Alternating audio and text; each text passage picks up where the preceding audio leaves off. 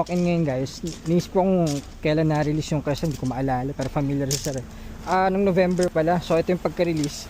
Rekta sila ng Tarlac. Itong blue na EcoSport.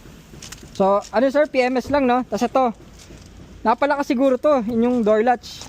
Na ano sir, yung door latch sa likod. Ano? Napalakas siguro. Yung sa motor. Ayun lang, tapos PMS. Ito yung ano, di ba yung pagka-release sir, dumiretso kayong Tarlac. Ayun. Doon galing sir, Tarlac. Taga Tarlac talaga kay base. Okay, okay. Pero saan na kayo nakarating? Nueva Ecija, balikan dito, Nueva Ecija. Nueva Ecija, biyahe-biyahe. Oo. Ganda pa, blue. Ito yung manual pala, no? Yes sir. Yung anong, saan yung shift knob? Ayun, shift knob. Oo, meron nata tayong stock dyan. Ngayon na lang natin. Ayun, PMS. Tapos, full check na rin tayo. Ayun, ito si sir. Ayun. Door lock siguro. Napalakas ng sara yung likod. Okay, PMS muna natin.